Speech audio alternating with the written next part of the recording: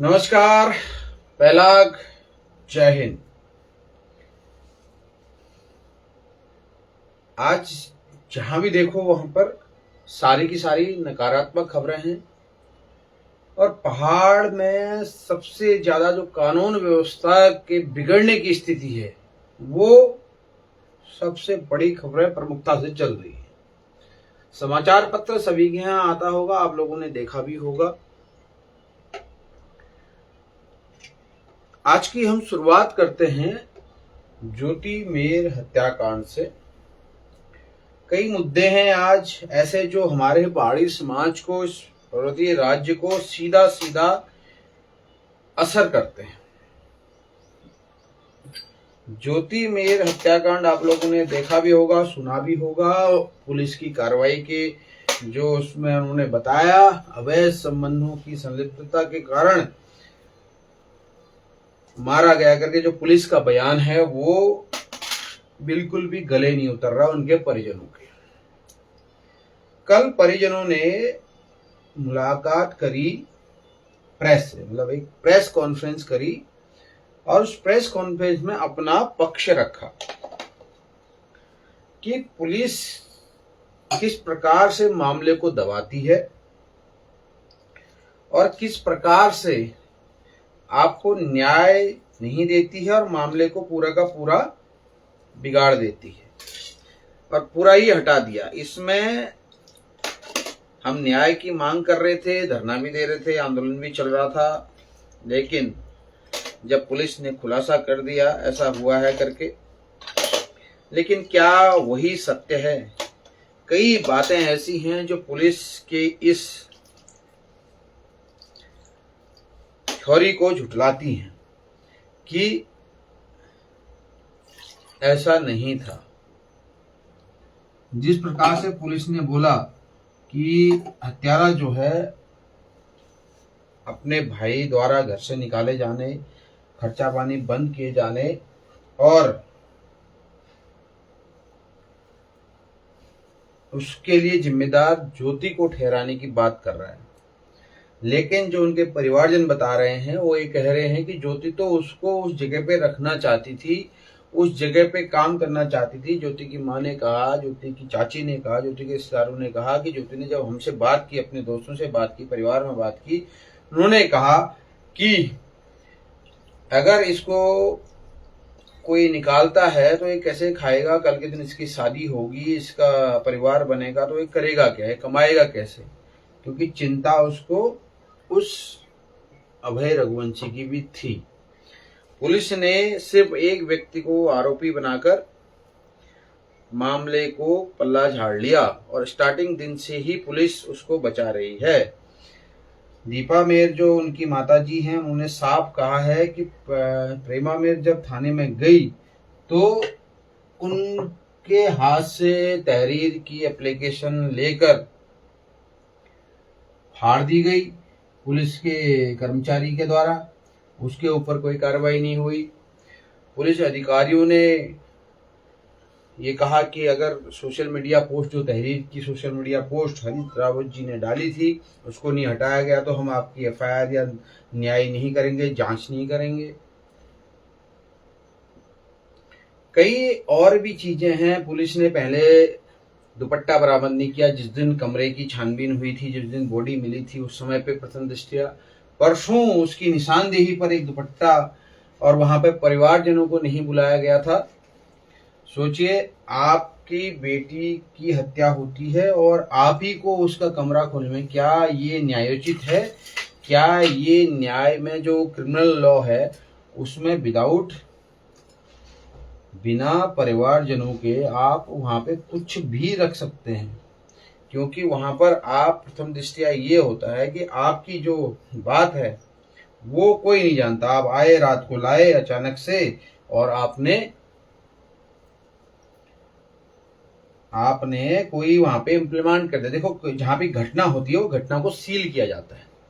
अब शंका ये है कि क्या पुलिस हत्यारों के साथ मिलकर किसी बड़े व्यक्ति को नाम बचा रही है? क्योंकि कल 2 नाम और आए हैं जिन पर उनकी माताजी ने कहा है, गुरमीत करके कोई व्यक्ति है जो वहां पे पैसा लगा रहा था और लाल कुआं में सेंटर खोलना चाह रहा था, वो कौन है। और वो काफी अय्यास माना जाता है, जो उनकी माताजी ने बताया। और कई महिलाओं और लड़कियों को उसके साथ संबंध बताए हैं उन्होंने, और वो भी ज्योति को परेशान कर रहा था अलग सेंटर खोलने के लिए।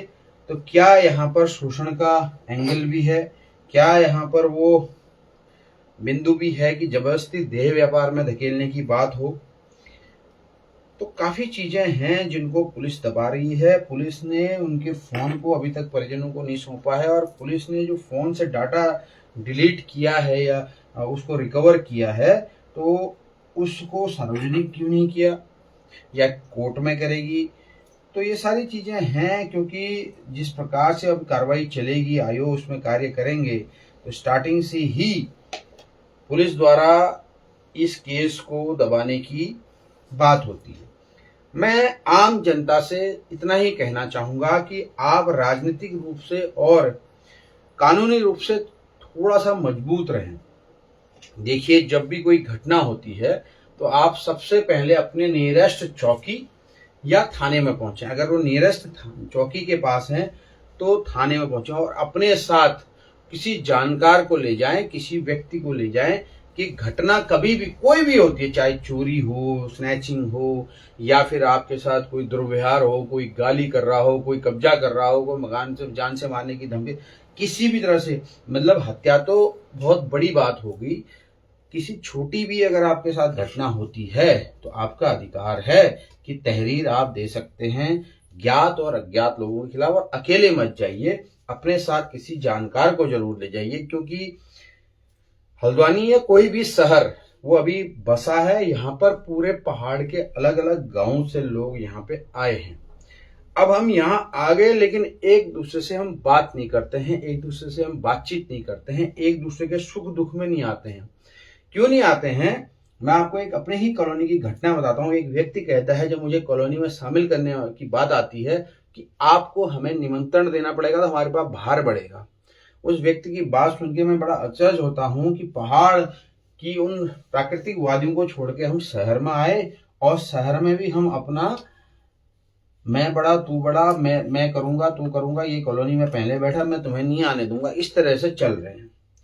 सोचिए, जब आप राजनीतिक जीवन में होते हैं तो समाज पूरा का पूरा आपका होता है और आप उस समाज के लिए लड़ते हैं।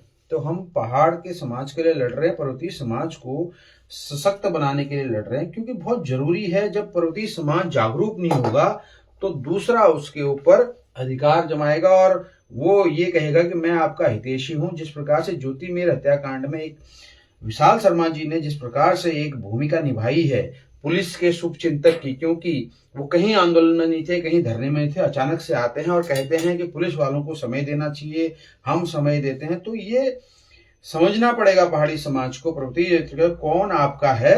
बाहरी आपका कभी भी हितैषी नहीं हो सकता। वो हमेशा आपको लूटने के लिए, वो हमेशा आपका फायदा उठाने के लिए आपके परिवार में, आपके बच्चों के ऊपर, आपकी बेटियों के ऊपर बुरी नजर रखेगा किसी न किसी तरीके से।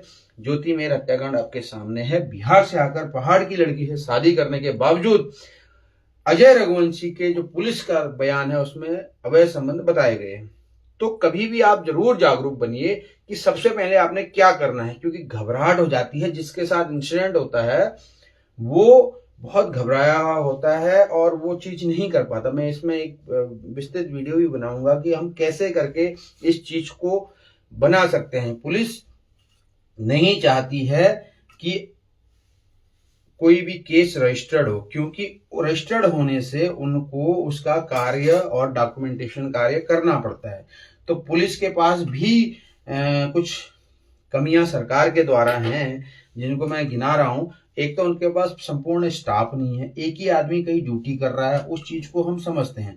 लेकिन ये कहना कि मुझे पूरी नहीं मिली, मुझे खाना नहीं मिला, मुझे चाय नहीं मिलती है, तो ड्यूटी आपकी जनता की रक्षा की है। लेकिन जनता के पैसे के द्वारा जनता के लिए पुलिस कार्य नहीं कर रही है। वो एक दल के लिए काम करती है, एक व्यक्ति के लिए काम करती है, एक संगठन के लिए काम करती है, लेकिन वो समाज के लिए कार्य नहीं कर रही है। जिस प्रकार से पुलिस ने ज्योति मेहर हत्याकांड के पहले दिन यानी 31 जुलाई से लेकर अभी तक का घटनाक्रम देखा है, सभी लोग जानते हैं कि पुलिस जो है एक तरफा व्यवहार कर रही है। क्यों कर रही है? इसमें बहुत बड़े बड़े लोग शामिल हैं, जिस प्रकार से नाम आ रहे हैं, आगे देखिए इसमें बड़े खुलासे होंगे। और पुलिस का जो ये बयान दर्ज है, पुलिस ने जो खुलासा किया है वो अपने आप में एक झूठा साबित होगा। इसलिए अपने आप जरूर कानूनी रूप से थोड़ी बहुत जानकारी रखें कि मुझे कहाँ तहरीर देनी है, मुझे क्या कार्रवाई करनी है, पुलिस के क्या अधिकार हैं, मेरे क्या अधिकार हैं। आप उनसे बहस मत करिए। आप जाइए, नहीं बनाता है तो आप अपनी एक दरी लीजिए और पुलिस थाने के बाहर धरने पे बैठ जाइए। ये लोकतांत्रिक अधिकार है। और अपना वीडियो बनाकर सोशल मीडिया में डालिए। आज के टाइम पे सोशल मीडिया आपका सबसे बड़ा हथियार है। शर्माइए मत। दुनिया क्या कहेगी, लोग क्या कहेंगे, बच्चे क्या कहेंगे, माँ बाप क्या कहेंगे, ये सोचने की जरूरत आपको नहीं है। क्योंकि पुलिस अगर कार्य नहीं करती है और पुलिस आपको तहरीर सौंपने में या रिसीविंग करने में जिस प्रकार से इस ज्योति मेहर की मां के साथ अगर हरीश रावत और पहाड़ी आर्मी उत्तराखंड नहीं जाता तो इस मामले को आत्महत्या का मामला दबाकर खत्म कर दिया जाता और पुलिस एफआईआर ही नहीं करती, इतना बड़ा प्रकरण नहीं होता, धरना नहीं होता, आंदोलन नहीं होते। तो आज आरोपी तो पकड़ा गया, प्रथम दृष्टया पहले दिन से पता था कि आरोपी ये है, लेकिन बाकी लोगों का क्या, उनकी पत्नी का क्या? अजय रघुवंशी की पत्नी पहाड़ी मूल की है और उसका क्या? वो भी तो वहीं पे थी। अगर उसको पता था कि इनके अवैध संबंध हैं तो उसने क्या कार्रवाई रोकने की नहीं की?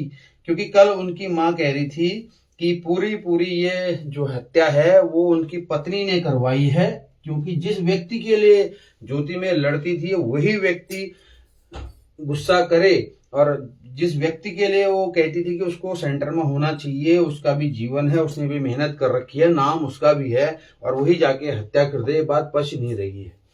सिर्फ इस स्टेटमेंट पे कि उसके अवैध संबंध थे, तो क्या पत्नी पूरी तरह से तैयार थी उनके अवैध संबंधों को मानने के लिए? तो पत्नी को क्यों नहीं डिटेन किया गया? उसके भाई को क्यों नहीं डिटेन किया गया? क्या इन्वेस्टिगेशन में जब आएगी, आयोग के पास जाएगी, आयोग उसमें कार्रवाई करेंगे? तो ये काफी चीजें हैं। जो चीज आपको दिखाई जाती है सिर्फ उतना ही सच नहीं है। किसी भी कंडीशन में मैं आप लोगों से निवेदन करूंगा, किसी भी कंडीशन में अपने पर्वतीय समाज के लोगों के साथ खड़े रहिए, क्योंकि यहाँ आपका कोई नहीं है। हर समाज का यहाँ पे अपने लोग बैठे हुए हैं। आपको पता होगा गोलापार एक मासूम का गला काटकर और हाथ काटकर हत्या कर दी गई थी।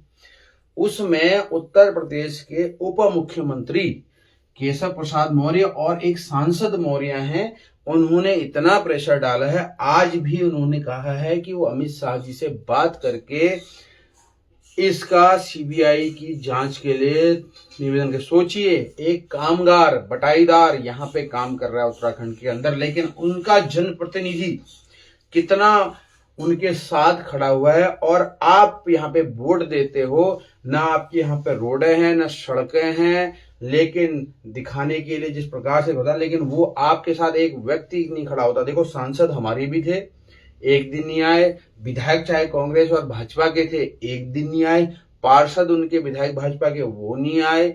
जो इंडिपेंडेंट पार्षद है वो आए थे। और बड़े बड़े संगठन के बड़े बड़े बैनर लगा के चलते हैं बड़ी बड़ी गाड़ियों में, वो नहीं आए। तो सोचिए आप कहाँ पे हो, आप सिर्फ वोट बैंक हो। मैं पूर्व सैनिकों से फिर से कहना चाहूंगा कि मोहरा मत बनो। आप ही के भाई लोग उपनल के द्वारा जो काम कर रहे हैं सुशीला तिवारी अस्पताल के अंदर या कई जगह पे, उनको 5 महीने से तनख्वाह नहीं मिली है। परसों कैंडल मार्च था, मेरे को भी फोन आया था कि आप आ जाओ। उस समय मैं हल्दू चौड़ था, ज्योति मेहर की माताजी से मिलने गया था कि वो क्या चाहती हैं, क्या वो संतुष्ट हैं पुलिस की कार्रवाई से। जब तक मैं आया तब तक कैंडल मार्च वो भीख मांग रहे थे कि हमें पैसा दे दो, क्योंकि कई लोगों का घर जो है उसी तरह से चलता है प्रतिदिन के हिसाब से। तो सोचिए, जो सरकार पूर्व सैनिकों तक को पेमेंट नहीं देती है, उनके जो नीचे और लोग काम कर रहे हैं उनको नहीं देती है। कई मकान मालिकों ने किराया घर में ताला लगवा दिया है। कल के पेपर में भी ये बात थी, कई मकान मालिकों ने घर में ताला लगा दिया है, क्योंकि जब हम मकान किराए पे देते हैं, हकीकत है कि हम चाहते हैं कि हम थोड़ा सा उससे 2 रुपए बना लें। अब वो पैसे 5 महीने से अगर वो किराया नहीं दे पा रहे हैं, 4 महीने से दे पा रहे हैं, तो ये सरकार सोई हुई है। इनको आंदोलन करना चाहिए, उनको गैरसैंण कूच करना चाहिए था, उनको मुख्यमंत्री से मिलने के लिए देहरादून जाना चाहिए था, लेकिन वो यहाँ पे कैंडल मार्च करके उनकी बात कोई नहीं सुनेगा। ये बड़े बड़े अधिकारी, बड़े, इनके पास बहुत पैसा है, लेकिन वो आपको जानबूझकर पेमेंट नहीं दे रहे ताकि आप नौकरी छोड़ दो और उनकी जगह एक कमीशन वाली एजेंसी के द्वारा कम कीमत पर लोगों को बैठाया जा सके। ये उत्तराखंड की जनता के साथ है। आप किसी भी अस्पताल को देख लीजिए, किसी भी बड़े इंस्टीट्यूशन को देख लीजिए, वहां पे कौन है, वहां पे नौकरी में कौन है? क्या इस उत्तराखंड के अंदर हमारे अस्पताल या किसी भी संगठन में बाहर का व्यक्ति नौकरी होना चाहिए था, लेकिन दिया गया है। चाहे वो हरियाणा को हो, राजस्थान का हो, दिल्ली का हो, एमपी का हो, उत्तर प्रदेश का हो या फिर राजस्थान का हो। और उन्हीं सैनिकों के साथ हमारे सैनिक खड़े नहीं हैं।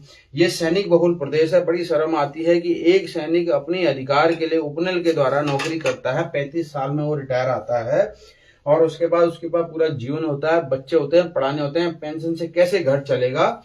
लेकिन हम लोग उसके साथ खड़े नहीं होते हैं, क्योंकि हमें अपना स्वार्थ दिखता है, अपना पद दिखता है कि मैं इस राजनीतिक संगठन से जुड़ा हुआ हूं।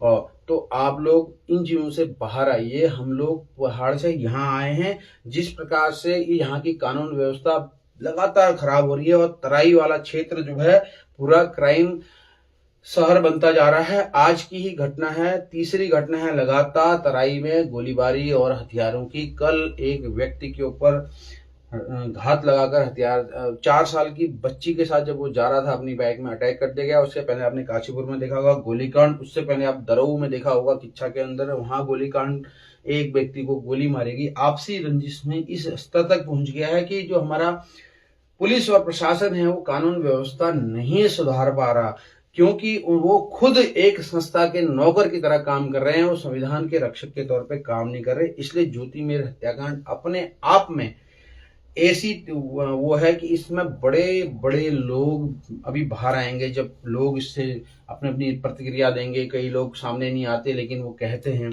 आप एनोनिमस लेटर के द्वारा भी, यानी बिना नाम लिखे पत्र के द्वारा भी ये बता सकते हैं कि वहां पर क्या घटनाक्रम हुआ है। वो भी एक साक्ष्य है। दीपा मेर की, जो दीपा मेर जी हैं, उनकी माँ को आप लिख सकते हो। आप पहाड़ी आर्मी उत्तराखंड जो कार्यालय है उसमें डाल सकते हो। तो ये चीजें हैं, मैं इस चीज को जरूर कहना चाहूंगा। अब आती है बारी, पहले मैं स्टिकर हटा लूं, अब आती है बारी दूसरे मैटर की। अब आती है बारी दूसरे मैटर की। यहां पर जिस प्रकार से नैनीताल जिले की कानून व्यवस्था बिल्कुल चरमरा गई है, ये उत्तराखंड के अंदर ही है। गोलीकांड हो गया, किसी की हत्या हो गया, सत्ता का नशा सबसे ज्यादा बोल रहा है लोगों के ऊपर। और जिस प्रकार से बेताल घाट में फायरिंग हुई, बाहर से लोग आए और एक उस व्यक्ति को इन्होंने डिसमिस किया है, मतलब सस्पेंड किया है, जो रात को ड्यूटी से वापस आया था। उसकी क्या गलती? गए तो हत्यारे या तो हल्द्वानी से है या कालाढूंगी से नैनीताल गए होंगे या पहले से ही वहां बैठा दिए गए होंगे। पूरा का पूरा इसमें शासन का, क्योंकि जिस प्रकार से बिहार की तरह यहाँ पे एक माहौल बनाने का कार्य किया जा रहा है और वो लोग बाहर से आ रहे हैं जो लोग हथियार के साथ हैं, और यहाँ के लोगों को सस्पेंड किया जा रहा है। पुलिस अधिकारियों को सस्पेंड नहीं किया जा रहा, पुलिस कर्मचारियों को सस्पेंड किया जा रहा है जो कि आदेश को मानते हैं। अब गलती होती है एसएसपी लेवल तक की, जहां वो कहते हैं कि हमें इंटेलिजेंस एसपी ने बताया नहीं, अपने ही अधिकारी को उन्होंने फंसा दिया कोर्ट में कि इन्होंने मुझे नहीं बताया, क्यों मुझे इनपुट नहीं मिला। लेकिन जो गाज गिरती है वो एक कांस्टेबल पे गिरती है। सोचिए, एक कांस्टेबल क्या इन चीजों के बारे में इतनी जानकारी रखता होगा, क्या एक एसआई इन चीजों के बारे में इतनी जानकारी रखता होगा जितना इंटेलिजेंस ऊपर। एलआईयू पूरा फेलियर है, क्योंकि जानबूझकर उस चीज को माहौल बनाया जा रहा है। 2027 आने वाला है, आपको डराकर, आपके क्षेत्र में ऐसा माहौल बनाकर, और एक ये जो घटनाक्रम हुआ है कि भाई मार देंगे, गोली को मार देंगे, गोली कांड कर देंगे और उसके बाद कोई कार्रवाई नहीं होती है।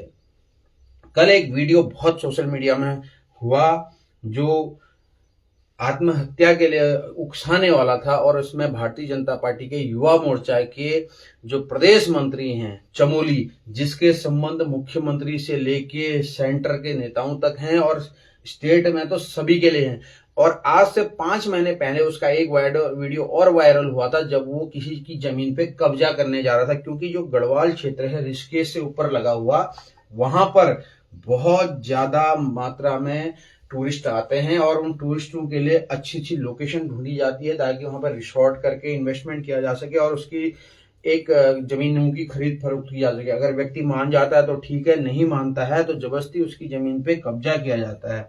तो वही हिमांशु चमोली जो है वो कल के प्रकरण में बहुत बड़ा नाम आया है। एक व्यक्ति ने आत्महत्या की है, इसमें श्रीनगर के जो मेयर हैं उनके पति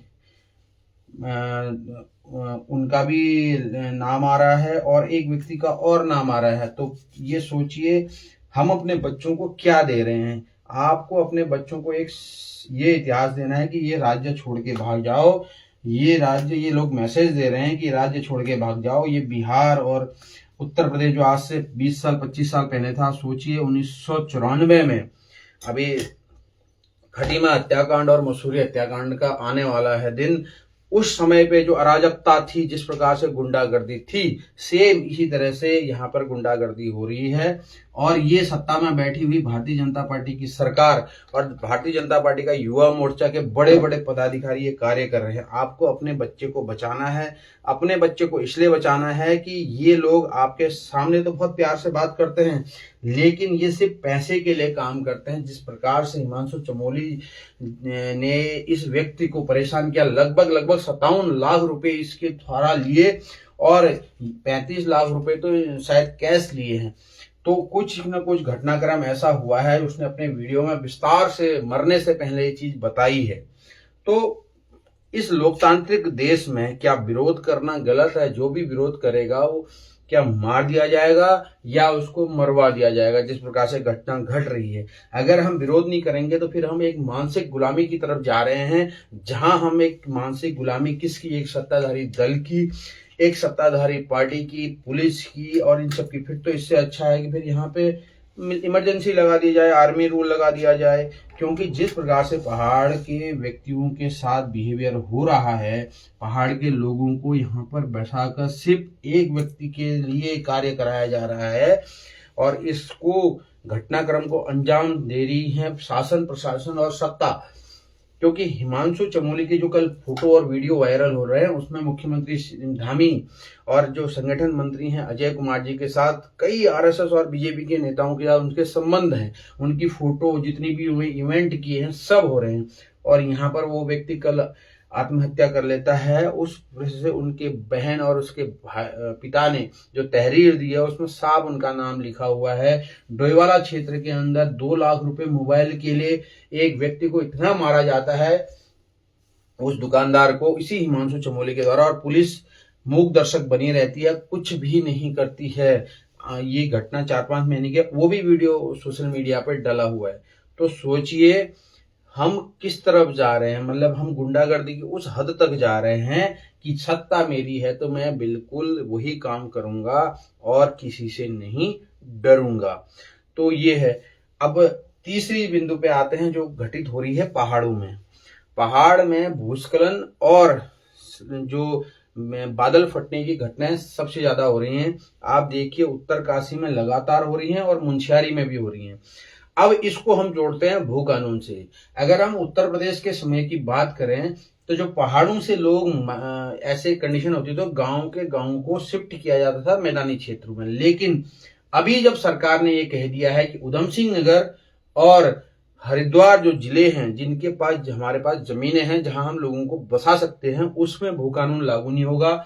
बाहर से लोग आएंगे, वहां जमीन खरीदेंगे, वोट बैंक बढ़ाएंगे, वोट बैंक बढ़ाने से उनकी सत्ता बढ़ेगी। लेकिन पहाड़ के गांवों को क्योंकि कल एक मुंशियारी में एक गांव में भूस्खलन हुआ है, वहां के 16 परिवारों को घर छोड़कर टेंट में बसाया गया है। अब इस बारिश के सीजन में जहां पहाड़ों में जंगली जानवर बहुत ज्यादा हैं, वहां पर टेंट के अंदर बच्चों के साथ रहना, और आपको पता ही है टेंट कितने अच्छे होंगे और क्या कितनी अच्छी उसमें फैसिलिटी मिल रही होगी।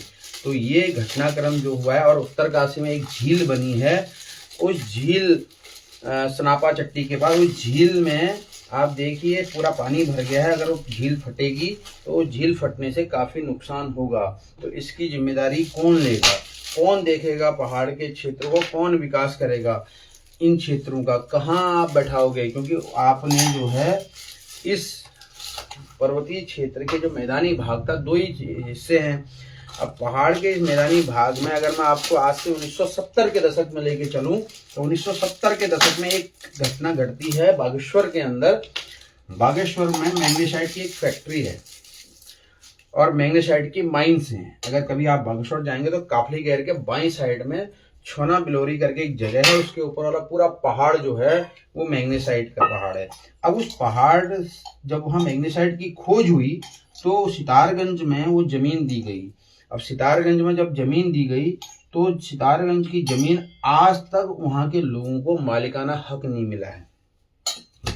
तो जब मुख्यमंत्री जी वहां आए थे और मैं खुद भाजपा में था, तब मैंने भी मुख्यमंत्री जी को कहा था कि साहब 20, 25, 30 साल से ज्यादा हो गए हैं, 40 साल हो गए हैं, इनको सितारगंज के अंदर जो मालिकाना हक मिलना चाहिए। वो एप्लीकेशन भी दी थी, वहां के नेताओं ने भी दी थी। सोचिए, सत्ता में बैठे हुए हैं यही लोग, लेकिन ये कार्य नहीं करते हैं। कार्य इसलिए नहीं करते हैं क्योंकि इनको पहाड़ के लोगों से कोई मतलब नहीं है। आप परेशानी झेलते रहो, आप उसी जगह। कल के दिन वो मैग्नेसाइट की फैक्ट्री जब पूरे के पूरे गांव को बेदखल कर देगी तब कहाँ जाओगे? और जो मुआवजा मिलता है हमको यहाँ पर, क्या उसमें एक मकान बन सकता है? नहीं बन सकता है। वो मुआवजा नहीं बन सकता जो छोटा सा, क्योंकि उस मुआवजे की राशि को बढ़ाया जाए, या मुआवजा नहीं देते तो आप एक मकान दो, एक सुरक्षित जगह पे आप मकान दो, एक सुरक्षित जगह पे आप हमें कार्य दो। चाहे हमारी दुकान गई हो, मकान गया हो, चाहे धराली का केस हो, चाहे उत्तरकाशी हो, चाहे जौनसार हो, चाहे पौड़ी का हो, चाहे पाबो वाला एरिया हो, चाहे मुंशियारी हो, धारचूला हो। कल एक आदमी अपने परिवार को 45 किलोमीटर पैदल लेके आया है। सोचिए, इस टाइम पे मैं खुद मूल जनपद पिथौरागढ़ का रहने वाला हूँ। वहां पे जो अंतिम गांव है, यानी प्रथम गांव हम मान सकते हैं पहाड़ की तरफ से, तो वहां पर एक व्यक्ति की तबीयत खराब होती है। सड़क बहने की वजह से वहां पर यातायात व्यवस्था नहीं है। लगभग 47 किलोमीटर दूर है वो मुंशियारी से। तो वो लोग 47 किलोमीटर दूर, जब इन्होंने बताया प्रशासन को, तो हेलीकॉप्टर की सुविधा नहीं मिली इनको, और वहां से वो लोग 2 बांस की डंडे पे और डोली पे उनको लेके आए। एसडीआरएफ, आईटीबीपी और ये लोगों ने बाद में उनकी मदद की और किसी तरह से उनको मुंशियारी पहुंचाया, जहां उनको मुंशियारी के बाद उनको फिर higher centre district hospital Pithoragarh पहुंचाया गया। इस टाइम पे हम लोग माइग्रेट करते हैं ऊपर को, क्योंकि बारिश जैसे ही ठंडा स्टार्ट होगा वो गांव पूरे खाली हो जाते हैं। सिर्फ आईटीबीपी की चौकियां और फौज की चौकियां वहां रहती हैं। उसके बाद गांव पूरे के पूरे नीचे आ जाते हैं। ये आज से नहीं हो रहा है, ये तब से हो रहा है जब मैं पैदा हुआ, और उससे पहले कई 100 सालों से हो रहा है। और जब आप पहाड़ के लोगों के लिए कार्य करते हैं तो उसके लिए सरकार और ये विपक्षी दल कार्य नहीं कर रहे हैं। उनके लिए कौन कार्य करेगा? उनकी व्यथा कौन सुनेगा? इन्होंने सजाना चाहिए था पहाड़ों को, इन्होंने सजाया हल्द्वानी और देहरादून को। और आज हल्द्वानी देहरादून के लोग एक दूसरे से बात नहीं कर रहे हैं, एक दूसरे के साथ खड़े नहीं है, क्योंकि यहाँ हम लोग पहाड़ के अलग अलग गांवों से आए हुए हैं। अगर हम पहाड़ के लोगों के लिए एकजुट नहीं हो सकते तो हम कभी किसी के लिए, क्योंकि हर व्यक्ति, हर समाज का अपना अपना एक संगठन है। हम चाहे हम बनिया समाज की बात करें, चाहे कैश्य समाज की बात करें, चाहे हम वाल्मीकि समाज की बात करें, चाहे हम अलग अलग समाजों की बात करें, चाहे सिख समाज की बात करें, उनके लिए वो समाज खड़ा रहता है। पहाड़ के समाज के लिए कोई खड़ा नहीं होता, क्योंकि हम सिर्फ वोट बैंक हैं, और उसमें से भी हम पूर्व फौजी हैं। हम सिर्फ वोट बैंक की एक राजनीति में फंस गए हैं कि हम इस दल के वोट बैंक में रहेंगे, हम इस दल के लिए काम करेंगे, इस संस्था के लिए काम करेंगे, लेकिन पहाड़ के लिए कार्य नहीं करेंगे। अब बात आती है कि जो मुंशियारी का गांव माइग्रेट पूरा का पूरा भूस्खलन में आ गया है, अगर वहां के लोगों को तुमने जमीन देनी है तो आप जमीन दोगे कहाँ? क्या उधम सिंह नगर में दोगे, या फिर आप दोगे हरिद्वार में? अब इसमें क्या है, भू कानून से बाहर है। इसमें बाहर का व्यक्ति कितनी भी जमीन खरीद सकता है, इंडस्ट्री के नाम से, किसी के भी नाम से। तो ऐसी क्या जरूरत है? आपको विरोध करना पड़ेगा, क्योंकि आपके पास सिर्फ 2 ही मैदानी जिले हैं। इन 2 जिलों में बाहर के किसी व्यक्ति को नहीं बैठाना है। और आजकल आपने देखा होगा, यहाँ पर बहुत सारे लोग बहुत तेजी से बढ़ रहे हैं, क्योंकि 2027 में चुनाव है। अभी क्या है, बाहर से लोग यहाँ आ रहे हैं, भीख मांग रहे हैं, खाना खा रहे हैं। आप रोड पे देखिए बहुत भीड़ बढ़ गई है। 1 साल बाद वो यहाँ के नागरिक बन जाएंगे, 1 साल बाद उनके बच्चे हो जाएंगे, वो यहाँ के नागरिक बन जाएंगे और वोट देंगे। वोट किसको देंगे? उस दल को देंगे जो उनको राशन पानी, उनको नहीं सोचना है उत्तराखंड के बारे में, पहाड़ के बारे में, पहाड़ियों के बारे में। जिस जगह पे, जिस मकान में आप 1-1, 2-2 करोड़ रुपए खर्च करोगे, आज से 40-50 साल बाद या 30 साल बाद, 20 साल बाद वो कब्जा करने के लिए बैठ जाएंगे, क्योंकि उनकी आबादी ज्यादा हो जाएगी, उनके बच्चे 1, 2, 3, 4, 5 हैं और वो आज यहाँ पर यहाँ के नागरिक नहीं है। जानबूझकर यहाँ की डेमोग्राफी चेंज की जा रही है ताकि आप लोगों को दबाया जा सके, क्योंकि आप सर्विस क्लास हैं, आप रिटायर्ड हैं, आप सेना में हैं, घर से बाहर हैं। क्योंकि यही भाजपा के एक नेता का कल एक सोशल मीडिया में फौज की वाइफ ने वीडियो डाला है, वो अपना घर बना रही है हरिद्वार भादराबाद में, और वहां का एक शर्मा नाम का जो भाजपा का नेता है, वो उस घर में जो रोड जा रही है, मतलब ये रोड जा रही है, यहाँ पे वो घर बना रहा है। घर के दुमंजिले में, जब मकान को आप बढ़ाते हो, दुमंजिला बनाते हो, वहां पे खिड़की नहीं डालने दे रहा। उस महिला, मेरे पास लिंक है, आप देख सकते हो, उस महिला को वो नहीं बना दे रहा। उसने भादराबाद थाने में रिपोर्ट की, चौकी में रिपोर्ट की, उसने सोशल मीडिया में डाला। सोचिए, उस व्यक्ति के खिलाफ पुलिस वाले कह रहे हैं कि उस व्यक्ति के खिलाफ आप कार्य मत करिए, क्योंकि वो भाजपा का बड़ा नेता है। तो ये दादागिरी चल रही है पहाड़ के लोगों के ऊपर। और वो सैनिक की पत्नी है, जिस सैनिक के लिए ये संसद में बोलते हैं कि हम सम्मान दे रहे हैं, जिस राज्य में बोलते हैं, जिस राज्य के मुख्यमंत्री जो हैं वो सैनिक के बच्चे हैं, और वो उसी में एक महिला अकेली रहती है। सोचिए वो किस तनाव से, किस ट्रॉमा से गुजर रही होगी। हरिद्वार हैदराबाद का वो केस है, और उसमें जो कार्य कर रहे हैं लोग, वो पुलिस प्रशासन पूरा का पूरा उस भाजपा नेता की। कहानी क्या है? ये रोड है जो कॉलोनी की रोड होगी, और उसके किनारे से मकान है। नीचे का मंजिला आप देखोगे तो उसमें कोई खिड़की नहीं है, फ्रंट में खिड़की है बस। लेकिन दुमंजिले में जब उसने खिड़की डाली, 2 खिड़कियां डाली हैं, तो ये नेता उसकी बल्ली, जब प्लास्टर कर रही थी, उसकी बल्लियां, तख्तियां, सामान सब उठा के लेके, उनका क्या कहना है, ये रोड हमारी है। कॉलोनी काटने वाले उस टाइम पे भाजपा या कांग्रेस के लोग ही रहे होंगे। तो सोचिए किस प्रकार से आपके साथ दादागिरी हो रही है, और पुलिस प्रशासन मूक दर्शक बन के सत्ताधारी दल की गुलामी कर रहा है। और इसमें कौन लोग मिले हुए हैं? क्योंकि सत्ता तो भाजपा की है, और भाजपा के अंदर ही पहाड़ी लोगों के साथ ये हो रहा है।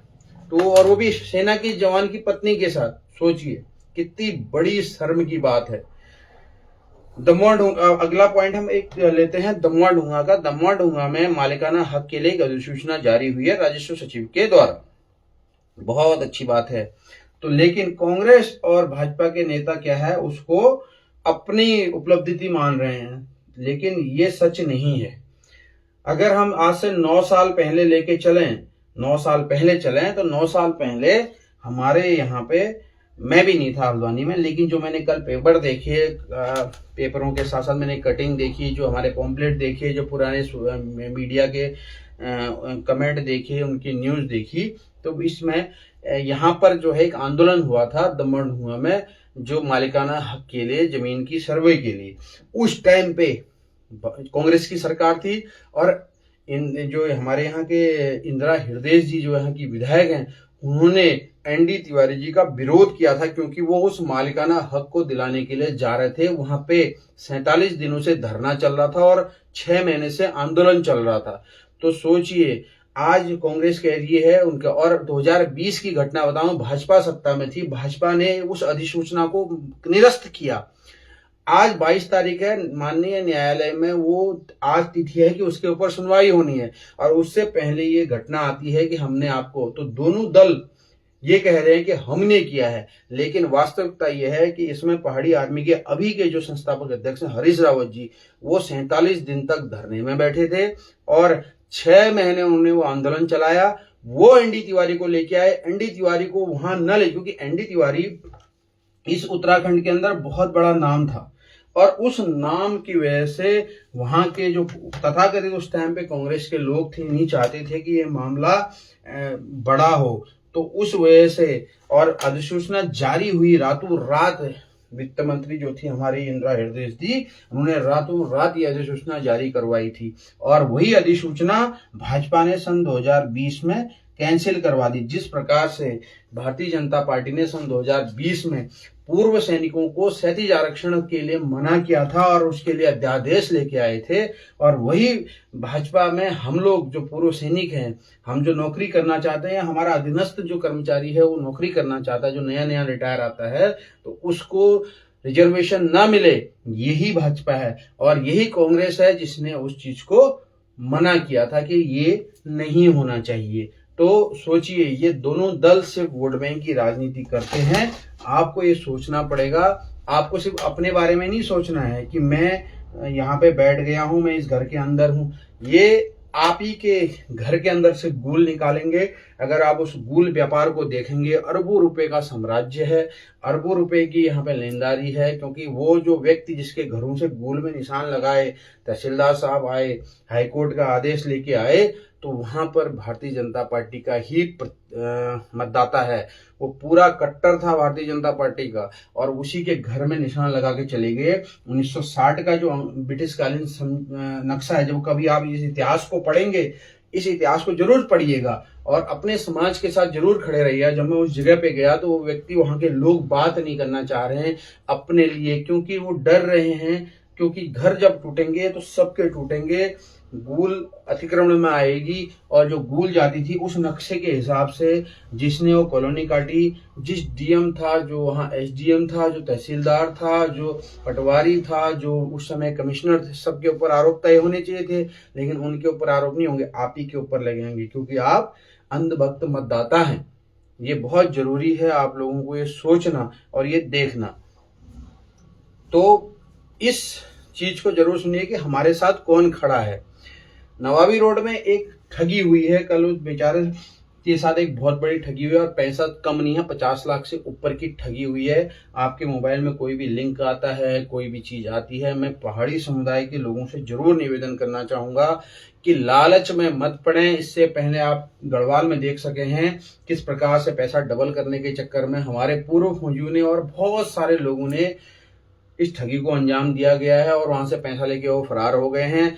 अब उनके ऊपर कभी इंक्वायरी होती है, कभी इंक्वायरी नहीं होती है। क्या होगा, आंदोलन चल रहे हैं, लेकिन सरकार कान में तेल डाल के बैठी है। उसको पता है कि हमें कमीशन मिल गया है, तो सरकार को कमीशन मिल गया, सरकार खुश है। जिन लोगों ने उनको प्रायोजित किया वो सब किनारे हो गए, क्योंकि मेन बॉडी में सरकार कहीं है ही नहीं, बैकडोर से है। तो ये सोचिए कि आपका पैसा आपकी मेहनत का पैसा है, मेहनत है। एक दिन में कभी पैसा डबल नहीं होता। अगर डबल होता तो आज अंबानी दुनिया का क्या ब्रह्मांड का सबसे बड़ा सेठ होता। कोई भी आपका पैसा डबल नहीं कर सकता। अपना पैसा सिक्योर रखिए, इन छलाऊ में मत आइए। पहाड़ियों को ठगना बाहर के लोगों के लिए बहुत आसान है और पुलिस के अंदर भी ऐसे दलाल बैठे हुए हैं जो पहाड़ियों के विरोध में कार्य कर रहे हैं। आपके सामने मीठे बनेंगे, लेकिन बैकडोर से आप ही के परिवार को तोड़ने की बात करेंगे। वो देखते हैं कि इस परिवार के पास क्या है, किसी भी संस्था में बैठे हुए हैं। तो जरूर इस चीज को ध्यान रखिए कि आपके साथ कौन खड़ा है और आपके लिए कौन लड़ रहा है।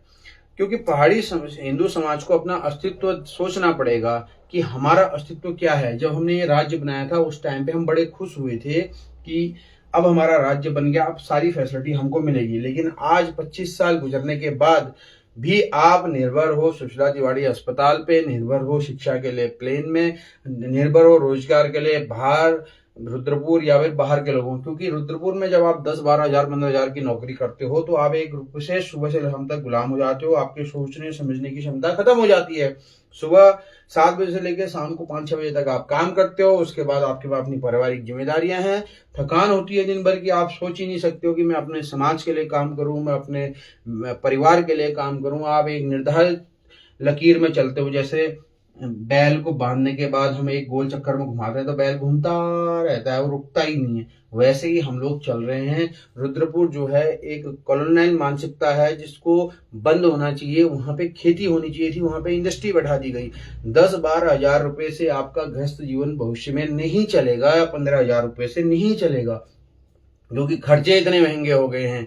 आप गांव में थे, मैं अगर थोड़ा सा पीछे जाऊं, हम गांव में थे, हमारे पास गाय थी, भैंस थी, दूध था, सब्जियां थी, हम निर्भर थे। लेकिन जब से हमने आधुनिकता की दौड़ ली है, हमने ये सोचा है कि बाहर निकलने से हमको बहुत फैसिलिटी मिलेगी। कुछ फैसिलिटी मिलती है, बच्चों को नशे के रोजगार में धकेला जा रहा है और लड़कियों को जिस प्रकार से हत्या की जा रही है और लिव इन रिलेशन की तरफ बढ़ाया जा रहा है। क्योंकि चकाचौंध की इस दुनिया में ये दिखाया जाता है कि आप अपने आपको यहाँ पे कैसे मेंटेन कर सकते हो। लेकिन जब आप इस चीज की तरफ बढ़ते हो तो आप पीछे हट जाते हो। आज मेरी चाची गांव में रहते हुए 30 से 35 हजार रुपए कमा रही है, और मेरा एक भाई जो रुद्रपुर में काम कर रहा है वो 15 हजार रुपए कमा रहा है और 12 घंटे काम कर रहा है। 12, और मैं गांव में 12 घंटे उतने ही ईमानदारी से काम करूंगा तो और ज्यादा पैसा कमा सकता हूँ। सोचिए इस बारे में, क्योंकि अब जो है बहुत मुश्किल होने वाली है। एआई का जमाना आ गया है, रोजगार बहुत तेजी से कम होंगे, बहुत ऐसे रोजगार खत्म हो जाएंगे जो रोजगार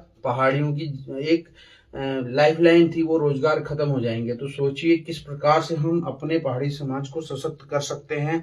वो तभी हो सकता है जब हम लोग राजनीतिक रूप से सक्रिय रहेंगे, क्योंकि एक बहुत बड़े दार्शनिक ने जरूर कहा था, जो समाज अपनी राजनीतिक इच्छा शक्ति के साथ चलता है, जितना ज्यादा वो जागरूक होता है, वो समाज उतना आगे बढ़ता है।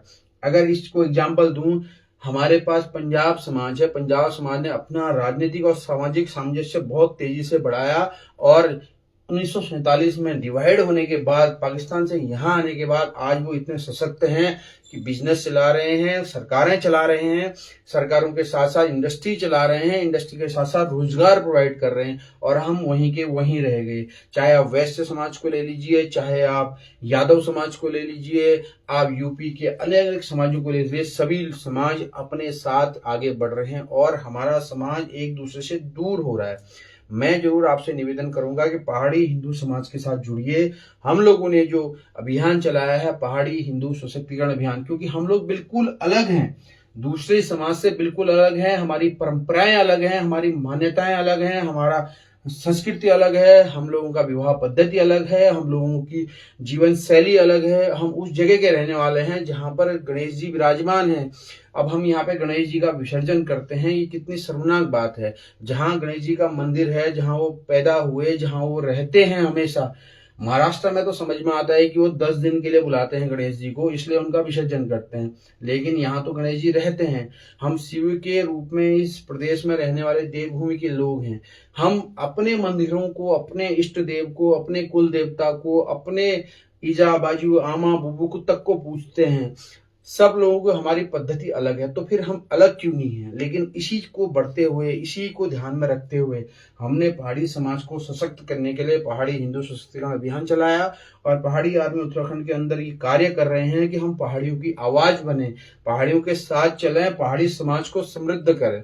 आप राजनीतिक रूप से किसी दल से जुड़ सकते हो, आप सामाजिक रूप से किसी दल से जुड़ सकते हो, आप अनेकों तरह से, लेकिन जब पर्वतीय समाज की बात आती है, अपने समाज की, अपनी बेटे की, अपनी बेटी की, क्योंकि हम लोग बहुत स्थिर हो गए हैं, हमारा मानसिक विकास सिर्फ वहीं पे अटक गया है, मैं, मेरा परिवार, मेरा घर।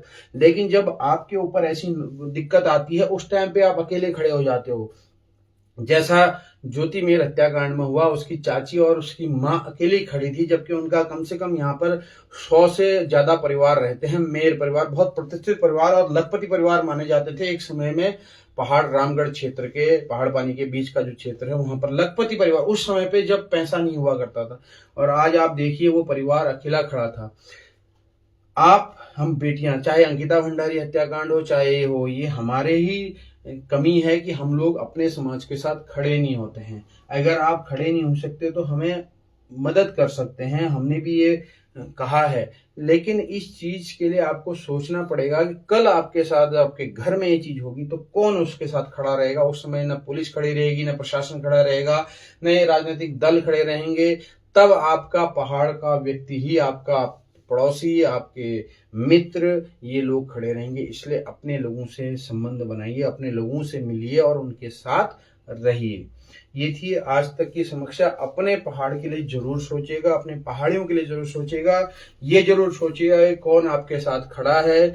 दिल्ली से पहाड़ के मुंशियारी के गांव की दशा नहीं सुधारी जा सकती, उसकी दशा हम लोग यहाँ से सुधार सकते हैं। अगर 25 साल में पहाड़ को विकसित किया गया होता, सिर्फ पहाड़ में कुछ बेसिक सुविधाएं दे दी गई होती, चाहे वो शिक्षा, चिकित्सा और रोजगार है। रोजगार मेरे गांव में है, चिकित्सा मेरे तहसील में दे देते या ब्लॉक में दे देते, और शिक्षा मेरे 8-10 गांवों के बीच में दे देते, तो ये नौबत आज यहाँ नहीं आती। आज हम माइग्रेट होकर हल्द्वानी को महानगर नहीं बना रहे होते, अपने गांव को सशक्त कर रहे होते।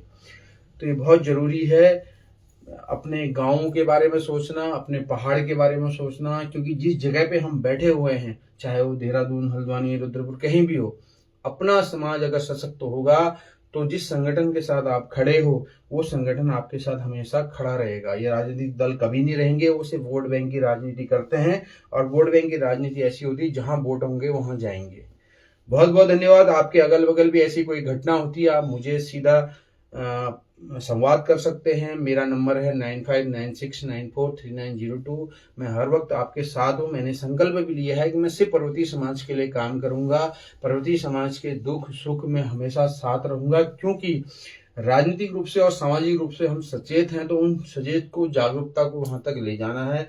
आप लोगों का बहुत बहुत धन्यवाद, इतनी देर तक जुड़े रहे। और मैं निवेदन करूंगा, जरूर सोचिएगा कि हम पर्वतीय समाज के लोग जिस शांतवादियों में रहते थे उसको अशांत किसने किया, और आज जो सिचुएशन बनी है, कल के दिन यहाँ से हमें फिर भागना पड़ेगा, हम कहाँ जाएंगे। ये आपका पूरा पैसा, आपके पूरी बच्चों की मेहनत सब यहाँ लगी हुई है, पहाड़ में लगी हुई है, वहीं से आपको भगा दिया जाएगा। क्योंकि जब भीड़ तंत्र आता है तो भीड़ तंत्र के सामने एक सामान्य आदमी महात्मा गांधी की तरह खड़ा रह सकता है। बहुत बहुत धन्यवाद। नमस्कार। प्रहलाद। जय हिंद।